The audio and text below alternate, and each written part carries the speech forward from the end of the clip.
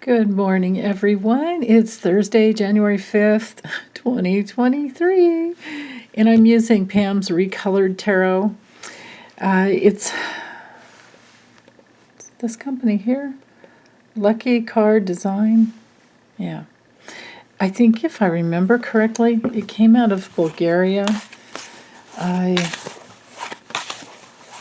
I don't remember having to wait that long for it, though. And it's just maybe the last 3 or 4 months I got the deck. But anyway, all that aside, first thing in the morning, the moon's at 29 degrees and 52 minutes of Gemini.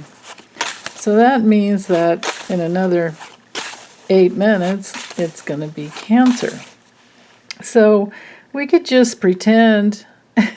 I mean, early before 6 a.m., we have a nice trine to Saturn, like we have been for the last couple of days. So that's still there, but it's going to all shift, and we're going to step into this first quarter moon of Cancer, which can bring us feeling sometimes a little insecure. Cancer can be, we need to feel that we're safe before we put ourselves out there. Now we have the Four of Wands. I love the way these cards light up. And remember, with a Cancer moon, it's cardinal energy. The cardinal signs, of course, are Aries, Cancer, Libra, and Capricorn. But Cancer has that added flavor of trusting your guts, going with your intuition. If you're trying to go without, as much food for a day, the full moon, and then we have Justice, which has to do with balancing. I always notice, because I have 5 planets and actually 6 placements in Cancer. 1, 2, 3, 4... 5, 6, that's it. So what I was going to say about that is I always notice that a couple days before the full moon and through the full moon, I'm just not near as hungry, and I thought, why not take advantage of that and eat a whole lot less? So if you want to try my experiment with me and let me know how it goes for you. And so far it's working for me. But anyway, myself aside, and the full moon or any astrology aside, these cards are speaking to the need for balance, the need for integrity. Justice is this card, I just love it. It's all about truth. It has to do with equality. It has to do with our life lessons. It has to do with our karma. But karma, just please remember, karma is just the law of cause and effect. It doesn't mean that because you came in with some very challenging situations or, just a challenging home experience, that means you had bad karma in your last lifetime. It does not. All that it means is that you respond to life in a certain way based on your beliefs that came from a past lifetime, and you can turn that around anytime you want. Anytime you work through the issues and change the false beliefs and then move forward. And that's exactly what these cards are telling me. We have our home situation here, which is can be our foundation. And I'll read these 3 cards in several different ways probably, but first with this piece, this is our home foundation. This is our equality, our free will and equality, but then that could even bring in the Wheel of Fortune. See, that's the thing. The Wheel of Fortune, the card, the major arcana that comes before this one, and Justice, they have a commonality with the life lessons and the karma, but they also remind me of free will. Both of them constantly remind me of free will. So we can always use, exercise our free will here. It's, of course, this card's ruled by Libra. And then we can make a new choice to go towards what we want, to go for what we want, to ask for more Because when you break yourself free of those self-created prisons, the false beliefs, right, about yourself and about life, then what happens is, oh, hold on one second. Oh, that's better. Oh, I had a wild sneeze. I felt it come and I was like, oh. Anyway, when you're wanting more, when you break through the false beliefs, it leaves you wanting more. And a lot of times it's the wanting more that gets us to go inside and go, hey, wait a minute. This relationship I've been in isn't fair. They're not treating me the way I deserve to be treated. They're using me. Or they're making me feel, this is what the wounded child says. They're making me feel a certain way. The truth is that they're mirroring something inside of us that needs to be healed. Relationships are mirrors. That's part of what the little scales are about. You've got a couple of mirrors if you want to look down into the center of them. So basically, if you're in a relationship, or you probably everybody could imagine, or probably everybody could remember, I should say, feeling rejected in a relationship, or feeling like you just don't matter, feeling undervalued or taken advantage of, right? That feeling when it's like, well, but wait, what am I, chopped liver? Like that kind of thing. Probably everyone can relate to that. And that can come from a situation that you grew up in where everybody was just so darn busy.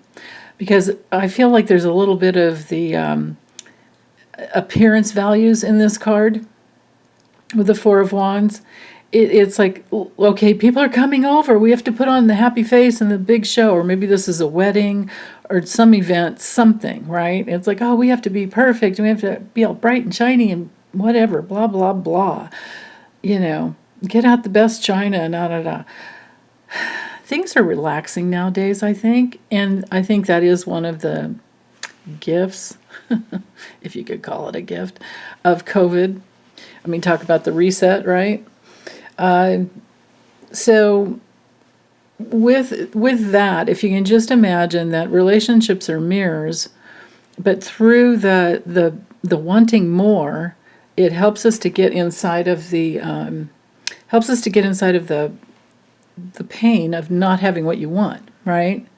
Because we all have these real needs. So the real needs are to be to like have someone who loves you, and maybe they don't love you unconditionally, but at least they love you emotionally no matter what, and maybe that is kind of unconditional.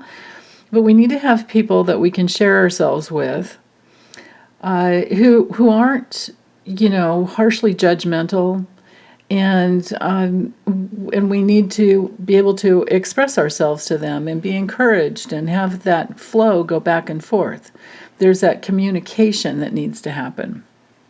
So if you don't have that, you're going to be wanting more. Some people grow up in homes where there's such a need for approval. Like if you don't get real love from your parents, if you don't get your real needs met, you're going to create a substitute need. That's just what all children do. So if you don't get the love, you're going to at least try and get their approval through, like good grades or being perfect or being the good little girl or the helpful little boy or whatever, and all that crap about girls don't get angry and boys don't cry, all that stuff. So bottom line is, if you can figure out what your substitute needs are, all you really have to do when it comes to the false needs is, and they are at the crux of all of our vicious circles in life.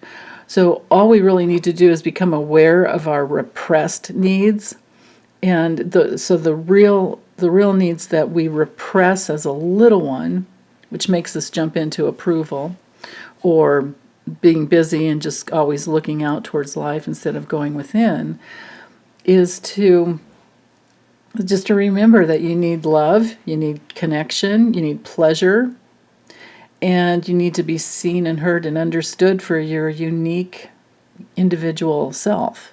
So if you don't get that, at home, to the degree that we didn't get that at home, and we all have not gotten it at some